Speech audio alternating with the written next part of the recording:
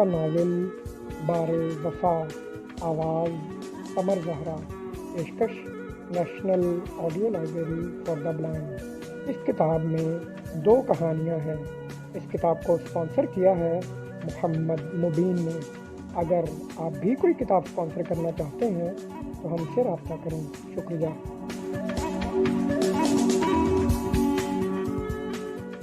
قسط نمبر 9۔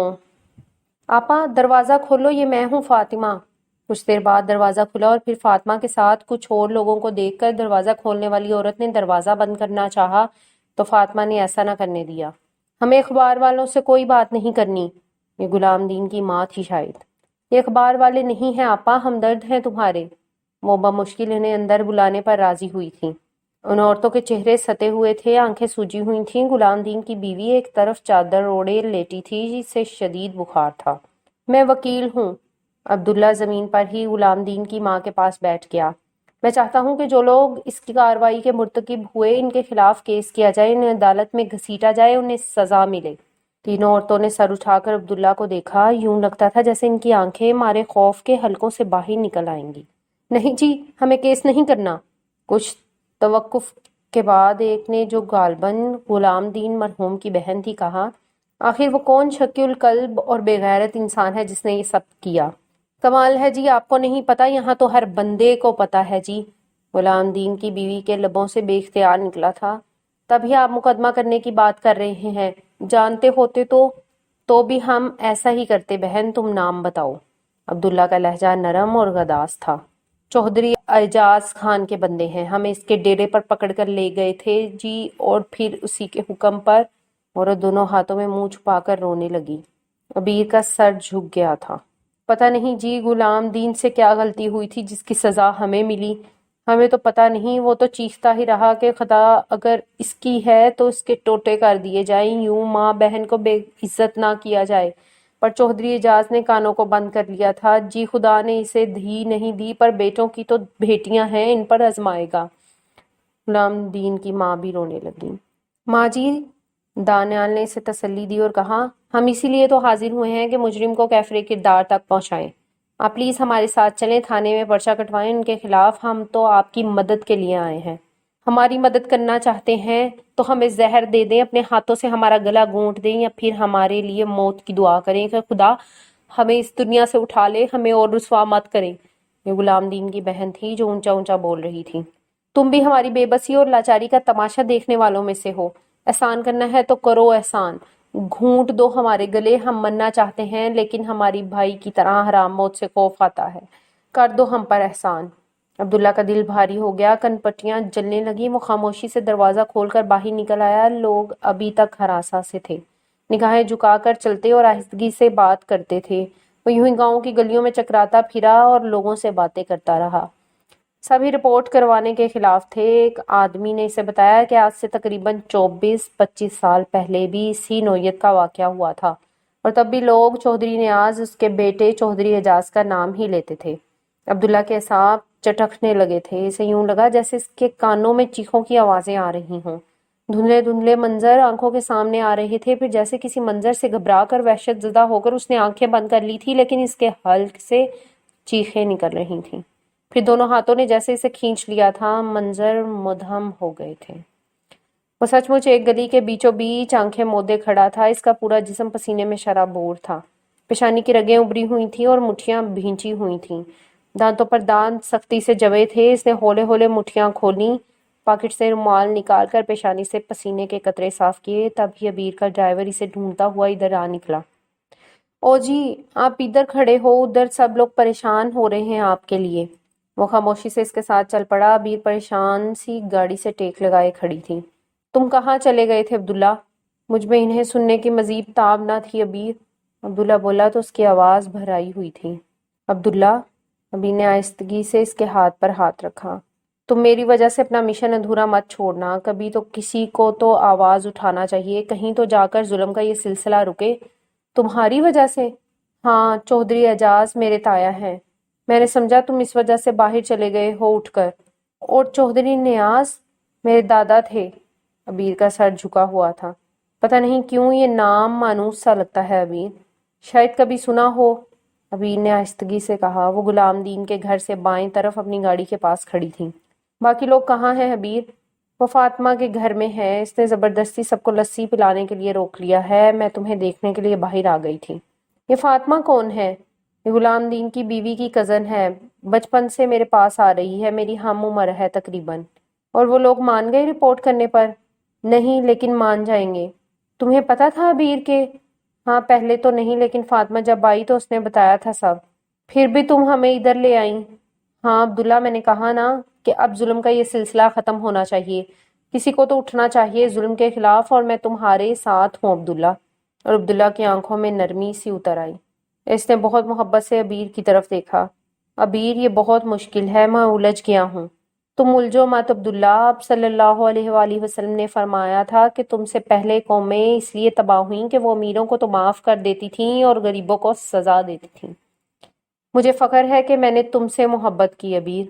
اور ابیر مسکرا دی، لیکن اس کی آنکھوں میں ستارے چمک رہے تھے۔ پتہ نہیں کیا ہوگا اور اس کی زد میں کیا کچھ آ جائے گا، لیکن میں مضبوط رہوں گی، اس نے خود سے کہا، اور سامنے سے آتے مامون اور دانیال کو دیکھا جو ڈرائیور کے ساتھ آ رہے تھے۔ تم کہاں چلے گئے تھے؟ مامون نے آتے ہی پوچھا۔ یوں ہی ادھر ادھر لوگوں کی رائے معلوم کر رہا تھا۔ تو دانیال نے سوالیہ نظروں سے اسے دیکھا۔ ظاہر ہے ظلم اور جبر سے تو ہر کوئی نفرت کرتا ہے، لیکن سب اپنی عزت سے خوف کھاتے ہیں۔ آواز اٹھانے کا حوصلہ نہیں ہے کسی میں۔ عبداللہ اب نارمل لگ رہا تھا۔ یہاں سے سب کا پروگرام ابیر کی پھپھو کی طرف جانے کا تھا۔ پھپھو تم سے مل کر خوش ہوں گی، اور پتہ ہے میری پھپھو نے انگلش لٹریچر میں ماسٹر کی ڈگری لے رکھی ہے، اور تمہیں بھی ان سے گفتگو کر کے مزہ آئے گا۔ بی اے انہوں نے گورنمنٹ کالج لاہور سے کیا تھا اور ماسٹرز کی ڈگری پنجاب یونیورسٹی سے لی۔ اور ہمارے گاؤں میں جو مسجد ہے یہ انہیں نے بنوائی ہے، سرخ چھوٹی اینٹوں سے بنی یہ مسجد بہت خوبصورت ہے۔ اندر کی پریشان خیالی سے بچنے کے لیے بیر مسلسل باتیں کر رہی تھی۔ اس کی پھپھو واقعی انہیں دیکھ کر بہت خوش ہوئی، اور وہ سب بھی ان سے بہت متاثر ہوئے۔ خوبصورت اور باوقار سی ان کا ڈرائنگ روم سادگی سے سجا تھا، لیکن اس میں نفاست تھی۔ وہ سب سے ہولے ہولے ان کے متعلق پوچھتی رہی۔ عبداللہ کو 2-3 بار انہوں نے نظر اٹھا کر دیکھا اور پھر اس کے والدین کے متعلق پوچھا۔ ان کی گفتگو میں سلیقہ تھا اور مطالعہ وسیع لگتا تھا۔ ابھی پچھلے دنوں جو واقعہ ہوا، آپ کا کیا خیال ہے اس کے متعلق؟ دانیال نے یکایک پوچھ لیا۔ اس بات سے بے خبر تھا کہ چودھری اعجاز ابیر کے تایا ہیں، اور آپ جیسے پڑھے لکھے اور مہذب لوگ بھی اس پر احتجاج نہیں کرتے، یہ کتنے افسوس کا مقام ہے۔ حالانکہ یہ آپ کا گاؤں ہے، اور یہ حادثہ جس خاندان کے ساتھ ہوا وہ… ابیر کی پھپھو نے دانیال کی طرف دیکھا اور ایک افسردہ سی مسکراہٹ نے ان کے لبوں کو چھوا۔ بیٹا، شاید تم نہیں جانتے کہ احتجاج تو دوسروں پر کرتے ہیں، ظلم کرنے والے ہاتھ اپنے ہی ہوں تو کیا اپنا ہاتھ کاٹ دیے جائیں؟ انصاف کا تقاضا تو یہی ہے پھپھو۔ ابیر جو صبح سے اس دکھ کو برداشت کر رہی تھی کہ ظلم کرنے والے ہاتھ اس کے اپنے لوگوں کے ہیں، ایک دم پھٹ پڑی۔ ہاں بیٹا، انصاف کا تقاضا تو یہی ہے کہ اپنے ہاتھ کاٹ دیے جائیں، لیکن اتنا حوصلہ کہاں سے آئے؟ ان کی آواز میں ٹھہراؤ تھا اور چہرے پر سکون۔ آپ جانتی ہیں اس بات پر ذمہ دار کون؟ مامون نے بے اختیار پوچھا۔ سارا گاؤں جانتا ہے، کسی نے بتایا نہیں تمہیں؟ چودھری اعجاز کون ہے؟ مامون نے پھر سوال کیا۔ میرے بڑے بھائی ہیں۔ ان کے چہرے پر پھیلے سکون میں کمی نہیں آئی تھی۔ جس حویلی میں تم ٹھہرے ہوئے ہو اسی کے ایک پورشن میں رہتے ہیں، انہوں نے اسی سکون سے کہا۔ مامون نے گھبرا کر پہلے ابیر اور پھر عبداللہ کو دیکھا۔ وہ پرسکون سے بیٹھے تھے جیسے پہلے سے باخبر ہوں۔ آج سے 24-25 سال پہلے بھی یہاں ایک ایسا ہی واقعہ ہوا تھا، آپ جانتی ہیں؟ عبداللہ نے اچانک سر اٹھا کر پوچھا تو ابیر کی پھپھو چونکی اور انہوں نے اس بات میں سر ہلا دیا۔ اور اس میں کس کا ہاتھ تھا؟ بھائی صاحب اور والد صاحب کا۔ صدف، دانیال اور مامون حیرت سے انہیں دیکھ رہے تھے، جبکہ وہ بہت پرسکون سی بیٹھی تھی۔ اور متاثرہ خاندان؟ عبداللہ کی آواز جھرجھرا رہی تھی۔ سب ختم ہو گئے ایک بچے کے سوا، اور وہ بچہ کہاں ہے، زندہ بھی ہے یا نہیں مجھے علم نہیں۔ پھپھو، میں نے آپ کو بتایا تھا نا، یہ سب میرے کولیگ ہیں، ہم ایک ہی چیمبر میں بیٹھتے ہیں، اور ان کا یہاں آنے کا مقصد صرف ہمارا گاؤں دیکھنا نہیں ہے۔ یہ عبداللہ چاہتا ہے کہ غلام دین کے گھر کی عورتیں ان لوگوں کے خلاف پرچہ کٹوائیں جنہوں نے عورتوں کے ساتھ یہ سلوک کیا۔ ابھی نے ٹھہر ٹھہر کر بہت آرام سے اپنی بات مکمل کر کے ان کی طرف دیکھا۔ ان کے سکون میں اب بھی فرق نہیں آیا تھا۔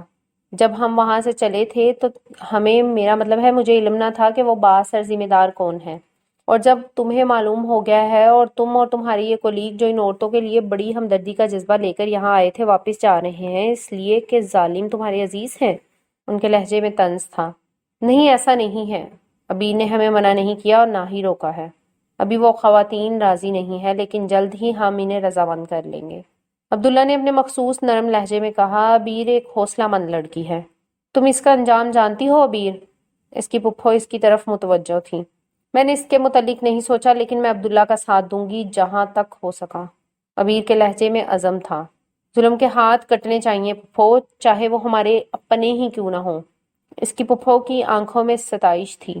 عبیر شاید تم مجھ سے زیادہ حوصلہ مند ہو۔ 25 سال پہلے میں نے بھی ایسا سوچا تھا لیکن میں ایسا کر نہیں سکی تھی، اور 25 سال سے میرے اندر ایک آگ لگی ہوئی ہے، ایسی آگ جس کی تپش سے میں خود ہی جل جل کر راکھ ہوتی رہتی ہوں۔ پھپھو، عبیر نے اپنے ہاتھ ان کے ہاتھوں پر رکھے۔ 25 سال پہلے اس خاندان کے ساتھ وہ سلوک کیوں کیا گیا تھا؟ عبداللہ نے پوچھا۔ وہ شخص بہت اچھا تھا، اس نے بھی تمہاری طرح ایک مظلوم کی خاطر چوہدری اعجاز کے وارنٹ نکلوا دیے تھے، لیکن وہ یہاں رہتا تھا بابا جان اور بھائی صاحب کی دسترس میں، سو انہوں نے اسے اذیتیں دے دے کر مار ڈالا اور اس کے خاندان کے۔ وہ مختصر لفظوں میں تفصیل بتا رہی تھی اور عبداللہ کے کانوں میں پھر چیخیں گونجنے لگی تھیں، اونچی آواز میں جیسے کوئی بین کر رہا ہو، چیخ رہا ہو، پھر آنکھوں کے سامنے دھندلے دھندلے منظر، کوئی بچہ چیخا تھا اور پھر 2 ہاتھ بچے کو کھینچ کر اس منظر سے ہٹا لے گئے تھے۔ اس کا چہرہ تپ گیا تھا اور آنکھیں یوں سرخ ہو رہی تھی جیسے ابھی ان سے خون ٹپک پڑے گا۔ یہ سب کیا ہے؟ اس نے ہولے سے اپنی کن پٹیوں کو دبایا۔ ملک صاحب صحیح کہتے تھے، عبداللہ اتنی حساسیت اچھی نہیں۔ کیا ان عورتوں کو ان کے حال پر چھوڑ کر واپس چلا جاؤں؟ اس کی آنکھوں کے سامنے انم، سمن، کومل، زہرا بیگم، ماسٹر شفیق احمد کے چہرے باری باری آنے لگے۔ نہیں، یکدم اس کے لبوں سے نکلا، نہیں نہیں، انہیں کچھ نہیں کہہ سکتا کوئی۔ کیا ہوا عبداللہ؟ سب نے بیک وقت پوچھا۔ پھپھو خاموش ہو گئی۔ اس نے یوں انہیں دیکھا جیسے کسی خواب سے جاگا ہو۔ کچھ نہیں۔ اس نے دونوں ہاتھوں کی انگلیاں سر کے بالوں میں گھمائیں۔ میرا خیال ہے عبداللہ تمہیں اس معاملے میں دخل نہیں دینا چاہیے۔ صدف نے مشورہ دیا۔ تم نے سنا پھپھو کیا کہہ رہی تھی؟ مولوی صاحب کے خاندان کے ساتھ یہ سلوک اس لیے کیا گیا تھا کہ انہوں نے تھانے میں رپورٹ لکھوا دی تھی۔ عبداللہ خاموش رہا، وہ کسی گہری سوچ میں تھا۔ عبیر، تم تو کہتی تھی اب ایسا نہیں ہوتا، یہ جاگیردار اور ان کے ظلم سب کتابی باتیں ہیں۔ دانیال نے عبیر کی طرف دیکھا۔ مجھے کیا خبر تھی دانی، اور پھر میں اور بابا جان اور امی جان بہت کم یہاں رہے ہیں۔ عبیر بہت شرمندہ تھی اور باقی سب خاموش اپنی اپنی جگہ کچھ سوچ رہے تھے کہ پھپھو نے موضوع بدلا۔ تم لوگ دن کا کھانا یہاں ہی کھانا، اور ہاں، میرے بیٹے کے استبل میں بہت شاندار گھوڑے ہیں، اگر دیکھنا چاہو تو۔ وہ اٹھیں۔ میں تمہارے کھانے کا کہہ دوں، یوں تو میں نے رات خانسامہ کو بتا دیا تھا کہ دن میں عبیر بی بی اور ان کے دوست آئیں گے، پھر بھی ایک نظر کچن کو دیکھ لوں۔ رابعہ پھپھو، کھانا پھر سے ہی، اب ہم چلیں گے۔ عبیر نے انہیں منع کیا لیکن انہوں نے اس کو ہاتھ کے اشارے سے بیٹھنے کو کہا۔ یہ کیسے ہو سکتا ہے؟ رات جب تم نے فون کیا تھا تب بھی میں نے تم سے کہا تھا کہ تم لنچ ادھر ہی کرنا۔ وہ بابا جان، میں ابھی فون کر کے بتا دوں گی انہیں۔ اور بیٹا تم ریلیکس ہو جاؤ۔ انہوں نے عبداللہ کے کندھے پر ہاتھ رکھا۔ اور بہت سکون اور آرام سے، بہت سوچ سمجھ کر کرنا جو بھی کرنا۔ پھپھو، جب تک آپ مصروف ہیں کچن میں، ہم ذرا مسجد دیکھ آتے ہیں۔ عبیر بھی بہت ٹینس ہو رہی تھی اور چاہ رہی تھی کہ ذہن کچھ ہلکا ہو۔ مسجد کا صحن تھوڑا وسیع کیا ہے، پچھلا حصہ بھی ساتھ شامل کر لیا ہے، مگر وہاں مسجد کی بیک پر تو کسی کی قبر تھی۔ عبیر نے پوچھا۔ وہ قبر اب مسجد کے اندر آ گئی ہے، رابعہ پھپھو نے بتایا۔ میں بھی چلتی ہوں تمہارے ساتھ۔ میں نے لاہور سے جو فانوس منگوائے تھے وہ ہال میں لگوائے ہیں۔ بچوں کو درس دینے کے لیے ایک استاد بھی رکھا ہے، اور مسجد کے ساتھ ہی اس کی رہائش کے لیے 2 کمروں کا چھوٹا سا گھر بنایا ہے۔ اور بھی کچھ تزئین کی ہے مسجد کی۔ پھپھو کو مسجد اور اس کی تزئین سے بہت دلچسپی ہے، ان کا بس چلے تو اس مسجد کو دنیا کی سب سے خوبصورت مسجد بنا دے۔ عبیر نے بتایا، اور وہ سبھی عبیر کے ساتھ اٹھ کھڑے ہوئے۔ وہ سبھی شاید ٹینس ہو رہے تھے اور موضوع کی تبدیلی سے انہیں خوشگوار احساس ہوا تھا۔ مسجد کو چھوٹی تھی لیکن بہت خوبصورت تھی، اندر سب شیشوں اور پچی کاری کا کام تھا۔ مسجد کے حال میں قالین بچھے تھے، صحن میں رنگ برنگے پھولوں کے پودے تھے، ایک طرف صحن میں دیوار کے ساتھ قبر تھی، قبر کے سرہانے درخت تھا اور ارد گرد گلاب اور موتیے کے پودے تھے۔ قبر پر بھی تازہ پھول پڑے تھے اور پانی کا چھڑکاؤ کیا گیا تھا۔ قبر پر کوئی کتبہ وغیرہ نہیں تھا، ایک چھوٹا سا پتھر تھا بس۔ یہ کس کی قبر ہے؟ دانیال نے فاتحہ پڑھ کر پوچھا۔ کوئی مسافر تھا شاید، رابعہ پھپھو نے بتایا۔ یہ قبر پہلے مسجد میں نہیں تھی، میں نے اس کا صحن وسیع کرنے کے لیے پیچھے والی ساری زمین مسجد میں شامل کی تو یہ قبر بھی مسجد میں آ گئی۔ یہ پیچھے جنگل ہی تھا، بڑا خوش نصیب مسافر تھا۔ مامون نے قبر پر پڑے پھولوں کی طرف اشارہ کیا، رابعہ پھپھو خاموش رہیں۔ عبداللہ گھٹنوں کے بل قبر کے پاس بیٹھا تھا، پتہ نہیں کیوں اس کا جی چاہ رہا تھا کہ وہ قبر کی ٹھنڈی ٹھنڈی مٹی پر اپنے رخسار رکھ دے۔ اس نے ہاتھ قبر پر رکھے، اٹھنے کو جی ہی نہیں چاہا، وہ جیسے کسی عجیب سی کشش میں بند گیا تھا، آنکھوں میں خود نمی اتر آئی تھی۔ اٹھو عبداللہ، عبیر اس کی طرف ہی دیکھ رہی تھی۔ کیا قبر والے نے باندھ لیا ہے؟ دانیال نے پوچھا۔ ہاں شاید، عبداللہ کا جواب مختصر تھا۔ رابعہ پھپھو نے چونک کر اسے دیکھا۔ تم؟ عبداللہ نے نظریں اٹھائیں، وہ یکا یک ہی بہت اداس اور بہت دل گرفتہ ہو گیا تھا۔ تمہیں کسی کی شباہت ہے بہت، تمہیں دیکھ کر بار بار چونک جاتی ہوں۔ کیا نام بتایا تھا تم نے اپنے والد کا؟ رفیق احمد۔ کیا وہ بھی وکیل ہیں؟ نہیں، وہ کسی محکمے میں کلرک تھے، اب حیات نہیں۔ وہ باتیں کرتے ہوئے مسجد سے نکل آئے۔ چند قدم کے فاصلے پر رابعہ پھپھو کا گھر تھا، پھر کھانے تک اس موضوع پر کوئی بات نہیں ہوئی۔ جاتے وقت انہوں نے عبیر کو روکا، غیر ارادی طور پر عبداللہ جو عبیر سے ذرا آگے تھا وہ بھی رک گیا۔ سنو عبیر، جب تک یہ لوگ یہاں ہیں احتیاط کرنا کہ کسی اور کو ان کے ارادے کی خبر نہ ہو اور نہ ہی یہ پتہ چلے کہ تم لوگ غلام دین کے گھر گئے تھے۔ اور پھر انہوں نے عبداللہ کی طرف دیکھا۔ عبداللہ، اگر تم اپنے ارادے پر قائم رہے تو کبھی میری مدد کی ضرورت پڑے تو بلا جھجک چلے آنا، شاید مجھے تمہارا ہی انتظار تھا۔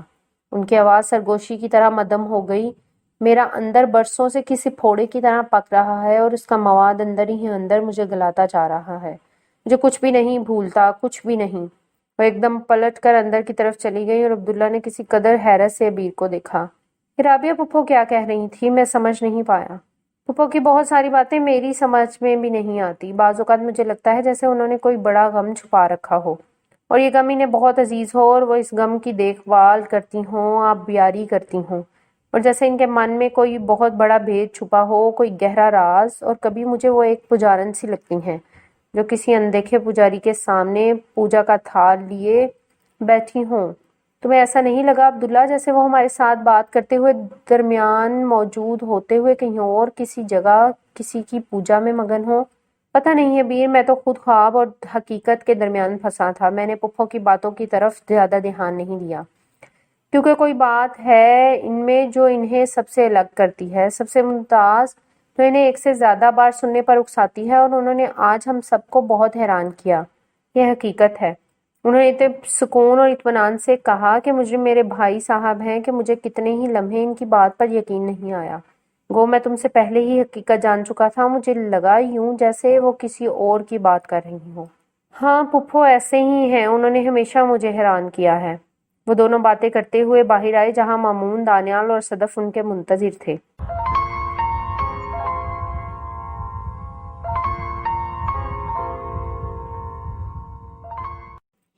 ماسٹر شفیق احمد اسکول سے آئے تو اندر داخل ہوتے ہی انہوں نے سب سے پہلے عبداللہ کا پوچھا۔ عبداللہ نہیں آیا؟ آ جائے گا، پہلی بار تو یوں زندگی میں گھر سے باہر نکلا ہے، دوست یار مل کر گئے ہیں، آپ تو یوں ہی گھبراتے ہیں، زہرا بیگم نے انہیں تسلی دی۔ رات فون آیا تھا، کہہ رہا تھا 2 روز تک آ جاؤں گا۔ اچھا، شکر ہے رب کا، انہیں اطمینان ہوا۔ ٹھیک تو تھا نا؟ انم سے یہ بات ہوئی تھی، انم کہہ رہی تھی ٹھیک ہے۔ اچھا، بچیاں آ گئیں؟ کومل تو آ گئی ہے، سمن اور انم ابھی نہیں آئیں، آپ کے لیے کھانا لگا دوں؟ زہرا بیگم نے پوچھا تو ہاتھ میں پکڑی ڈائری میز پر رکھتے ہوئے وہ چارپائی پر بیٹھ گئے۔ ہاں لگا دو۔ کومل نے کھا لیا؟ وہ تو آپ کو پتہ ہی ہے بھوک نہیں سہا کرتی، اسکول سے آتے ہی کچن میں گھس جاتی ہے۔ انم چاہے کتنی بھی جلدی آ جائے بہنوں کا انتظار کرتی ہے۔ زہرا بیگم بات کر کے چلی گئی۔ ماسٹر شفیق احمد منہ ہاتھ دھونے چلے گئے، واش روم سے نکلے تو زہرا بیگم نے کھانا لگا دیا۔ ارے واہ، آج تو میرے بیٹے کی پسند کا کھانا بنا ہے، fried chicken. Master Shafiq Ahmad نے ڈونگے کا ڈھکن اٹھایا۔ ماش کی دال بھی ہے ساتھ، لیکن لائی نہیں میں آپ کے لیے، آپ کے پیٹ میں تکلیف ہوگی۔ زہرا بیگم نے پانی کا جگ ٹیبل پر رکھا۔ سچ بتائیں آج آپ کو عبداللہ کا انتظار تھا نا؟ ماسٹر شفیق احمد نے مسکرا کر زہرا بیگم کی طرف دیکھا۔ ہاں، صبح سے دل کہہ رہا تھا کہ شاید آج وہ آ جائے، 3 دن ہو گئے ہیں، میں نے ناشتے کے ساتھ ہی چکن کو مسالہ لگا کر رکھ دیا تھا۔ ناشتے کے بعد انم نے فون کا بتایا۔ چلیں بیٹے کے طفیل ہم بھی فرائیڈ چکن کھا لیتے ہیں۔ کیوں، کیا آپ کی پسند کا کھانا کبھی نہیں بنا؟ زہرا بیگم نے مصنوعی ناراضی سے کہا۔ ارے نہیں زہرا بیگم، میں تو یوں ہی مذاق کر رہا تھا، بس پتہ نہیں کیوں دل بہت دنوں سے بجھا بجھا سا ہے، مذاق کر کے ذرا دل بہلاتا ہوں۔ کیا ہو گیا ہے دل کو؟ آپ نے ذرا سی بیماری کو دل پر لے لیا ہے۔ شفیق احمد نے کوئی جواب نہیں دیا اور سر جھکا کر کھانا کھانے لگے۔ کھانے کے بعد زہرا بیگم نے برتن سمیٹے۔ میں کچھ دیر سوؤں گا۔ ٹھیک ہے، مجھے ابھی نماز پڑھنا ہے۔ زہرا بیگم دروازہ بند کر کے چلی گئیں تو شفیق احمد نے بھی آنکھیں موند لیں اور سونے کی کوشش کرنے لگے، لیکن آنکھوں کے سامنے ایک ہی منظر آ رہا تھا۔ وہ ویگن کے حادثے کی اطلاع پا کر فوراً ہی لاہور روانہ ہو گئے تھے۔ یہ محض اتفاق تھا کہ رفیق احمد کی جیب میں آفس کا ID کارڈ تھا۔ حادثہ قصور سے نکل کر ایک ورک شاپ کے قریب ہوا تھا۔ ورک شاپ سے ہی کسی نے ان کے آفس فون کیا تھا اور وہاں سے رفیق احمد کے ایک کولیگ نے ان کو اسکول میں اطلاع دی۔ ان کے ہیڈ ماسٹر صاحب نے، جنہیں 12 بجے کی فلائٹ سے لاہور جانا تھا، ازراہ ہمدردی اپنا ٹکٹ انہیں دے دیا تھا۔ 11 بجے اسکول میں اطلاع آئی تھی اور وہ زہرا بیگم کو فون پر اطلاع دے کر اسکول سے ہی ایئرپورٹ چلے گئے تھے۔ انہیں یہ غم کھائے جا رہا تھا کہ لاشیں لاوارثوں کی طرح پڑی ہوں گی، پتہ نہیں قصور والوں کو خبر بھی ہوئی ہے یا نہیں، آفس سے کوئی گیا یا نہیں۔ جہاز کی سیٹ مل جانے کی وجہ سے وہ تقریباً 1.5 گھنٹے بعد جائے حادثہ پر موجود تھے۔ زخمیوں کو لے جایا جا چکا تھا، کچھ لاشیں لواحقین لے گئے تھے اور کچھ ورک شاپ کے احاطے میں ویگن سے نکال کر چارپائیوں پر رکھ دی گئی تھیں۔ آفس سے رفیق احمد کے دوست اور ان کے کولیگ بھی کچھ دیر پہلے ہی پہنچے تھے اور ایمبولینس کے انتظار میں کھڑے تھے کہ وہ پہنچ گئے۔ صبر کی انتہائی منزلوں سے گزرتے ہوئے انہوں نے بھائی اور بھابھی کی شناخت کی۔ عبداللہ کے چہرہ گو مسخ ہو گیا تھا، لیکن انہوں نے اس کے گلے کے تعویذ سے پہچان لیا۔ نظر کا یہ تعویذ ماں جی نے خود اپنے ہاتھوں سے اوپر کپڑا مونڈ کر انہیں دیا تھا۔ یہ پھولدار کپڑا اسی سوٹ کا ٹکڑا تھا جو آج صبح بھی وہ پہنے ہوئے تھی۔ عبداللہ بہت خوبصورت تھا اور اسے نظر لگ جاتی تھی۔ ہر ہفتے سے بخار چڑھ جاتا تھا۔ تب ایک بار جب وہ لاہور جا رہے تھے تو ماں جی نے یہ تعویذ دیا تھا۔ پھر وین میں کوئی اور بچہ بھی نہیں تھا۔ انہوں نے عبداللہ کو اٹھا کر بھابھی کے پہلو میں لٹا دیا اور ایمبولینس آنے تک قصور سے بھی سب روتے پیٹتے آ گئے۔ جب وہ ورک شاپ سے باہر بنے ایک ٹیلی فون بوتھ پر گئے تھے تاکہ قصور اطلاع دے سکے تو وہ شخص سوزوکی سے اتر کر اچانک ہی ان کے پاس آ کھڑا ہوا تھا۔ وہ ایک بچے کی انگلی تھامے بار بار پیچھے مڑ کر دیکھ رہا تھا۔ جب سوزوکی آگے بڑھ گئی تو وہ بچے کی انگلی تھامے تھامے ان کی طرف متوجہ ہوا۔ بڑا شدید حادثہ تھا، شاید کہ کوئی بچا ہو۔ میں اس وقت قصور جا رہا تھا۔ آپ کے بھی کوئی عزیز تھے اس میں؟ ماسٹر شفیق احمد نے کال کے پیسے PCO والے کو دیتے اس کی طرف دیکھا اور سر ہلا دیا۔ آپ کہاں سے آئے ہیں؟ راولپنڈی سے۔ انہیں اس آدمی پر غصہ آیا۔ ان کا بازو، ان کا بڑا عزیزدار جان بھائی اپنے خاندان کے ساتھ ختم ہو گیا تھا اور یہ شخص۔ بھائی ایک مہربانی کیجیے گا۔ اجنبی نے ہاتھ جوڑ دیے۔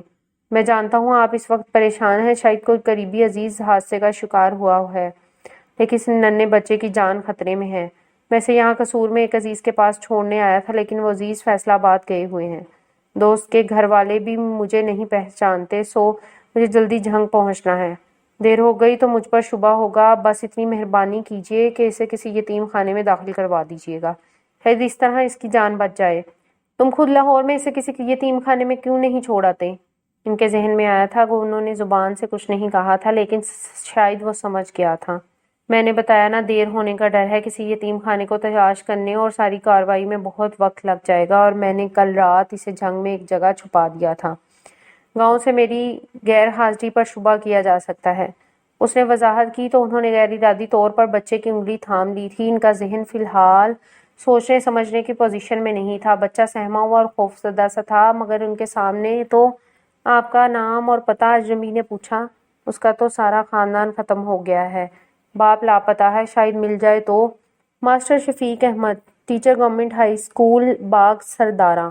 ان کا شکریہ ادا کرتا ہوا جلدی سے سامنے سے آنے والی سوزوکی کے ساتھ لٹک گیا، اور پھر ساری کارروائی کے دوران وہ بچے کی انگلی غیر ارادی طور پر تھامے رہے تھے۔ کسی نے اس کی طرف توجہ نہ دی، نہ بچے کا پوچھا۔ حادثہ ہی ایسا ہولناک تھا۔ عبداللہ اور بھابھی کی لاشیں قصور والے لے گئے تھے۔ لاہور والے گھر کی چابی بھی انہوں نے بھابھی کے میکے والوں کے حوالے کر دی تھی۔ گھر کا کرایہ تھا اور سامان بھابھی کے جہیز کا۔ آپ گھر خالی کر کے سامان وغیرہ لے جائیے گا۔ ایمبولینس میں بیٹھتے ہوئے بھی وہ بچے کی انگلی تھامے ہوئے تھے، اور پھر وہ ان کے کندھے کے ساتھ لگے لگے سو گیا تو انہوں نے اسے گود میں لٹا لیا۔ کسی بڑے گھر کا لگتا ہے، کشادہ پیشانی، ہلکے گھنگھرے بال، سفید رنگت اور بڑی بڑی خوبصورت آنکھیں جنہیں لامبی پلکوں نے اور بھی خوبصورت بنا دیا تھا۔ गुलाबी होठों पर पपड़ी जमी थी, उन्हें बेख्तियार उस पर प्यार आ गया। ये नाजुक फूल सा बच्चा यतीम खाने में रुलने के लिए नहीं है, मैं इसे घर में रखूंगा, बेटा बना लूंगा। अगर इसका बाप आ गया तो ले जाएगा, नहीं तो पलता रहेगा। घर में कोहराम मचा था। वो भाई की मैयत लेकर घर पहुंचे तो तुल धरने की जगह न थी। फिर किसी ने अब्दुल्ला को इनसे झपट लिया। मेरा बेटा, मेरे रफीक की निशानी, मेरा अब्दुल्ला। माँ जी से गले से लगाए रो रही थी और जैसे खुद ही फैसला हो गया था। उन्होंने लब सी लिए थे, किसी को कुछ नहीं बताया था। यहाँ कोई अब्दुल्ला को पहचानता नहीं था। बहुत बचपन में जब वो 6 माह का था तब भाभी से साथ लाई थी। फिर तो वो ज्यादातर ननियाल में ही रहा था। यूं इस अजनबी बच्चे को माँ और बीवी ने अब्दुल्ला समझकर सीने से लगा लिया था। चंद हफ्ते तो वो सहमा रहा। रातों को चीखे मारकर उठ जाता, माँ जी से गोद में लेकर दम करती। माँ बाप के हादसे से सहम गया है, उनका ख्याल था। बहुत सारे दिनों बाद एक रोज जब वो इनके पास बैठा था और माँ जी ने पूछा था, अब्दुल्ला बेटा दूध पियोगे? मेरा नाम अब्दुल्ला तो नहीं है। 4 साल अब्दुल्ला ने कहा, मेरा नाम फहद है। मैं तो अब्दुल्ला ही कहूंगी, मेरे बेटे ने ये नाम रखा था। बहू को पसंद ना था, वो तब भी कह रही थी कि वो नाम बदल लेगी। माँ जी ने फैसला सुना दिया था और उस रात अब्दुल्ला को पास लिटाकर उन्होंने इसे बताया था कि वो उसके चचा हैं और ये कि इसके अम्मा अब्बा का इंतकाल हो चुका है। और आसिया खाला और नानों का भी है ना? उसने पूछा। उन्होंने बगौर अब्दुल्ला को देखा था, जिसकी आंखों में खौफ था और डर। वो यकदम ही इनके सीने से लिपट गया था। मुझे डर लगता है। मैं हूं ना आपके पास, फिर डर कैसा? उन्होंने इसे अपने साथ लिपटा लिया था। वो इधर तो नहीं आएंगे और आपको, दादो को और चाची को तो नहीं मारेंगे ना? नहीं बेटा, उनको यहाँ का पता नहीं है। कई बार उन्होंने सोचा वो अब्दुल्ला के मुतल्लिक बता दें, लेकिन फिर माँ जी की इसके साथ इतनी शदीद मोहब्बत देखकर उन्हें माँ जी को दुख देने की हिम्मत न हुई। माँ जी जो अपने बेटे की शबाहत और वजूद की हरारत को इसके वजूद में महसूस करती थीं, कई बार सोचा ज़हरा बेगम से ही जिक्र कर दें, लेकिन फिर उन्हें अब्दुल्ला का ख्याल आ जाता। क्या खबर हकीकत जानने के बाद ज़हरा इससे इतनी मोहब्बत न कर सके, और क्या खबर वो माँ जी को बता दे। यूं तवील अरसे तक वो गैर इरादी तौर पर मुंतजिर से रहे थे कि शायद कोई इसे खोजता हुआ आ जाए। अक्सर चपरासी से पूछते, कोई मुझे पूछता हुआ तो नहीं आया था, लेकिन कोई कभी भी इन्हें यहाँ अब्दुल्ला को पूछता हुआ नहीं आया था। अब्दुल्ला बच्चा ही तो था, 4 साल का। कुछ अरसे में सब भूल गया था। वो इतना प्यारा बच्चा था कि सबको ही इस पर टूट कर प्यार आता था, और ज़हरा बेगम को तो वो इतना प्यारा हो गया था कि अनम की पैदाइश के बाद भी वो इसके इसी तरह लाड उठाती थी, और खुद अब्दुल्ला इनके गिर्द चकोर की तरह चकराता फिरता था। खुद मास्टर शफीक अहमद को भी ये याद नहीं रहा था कि उनका भतीजा नहीं है।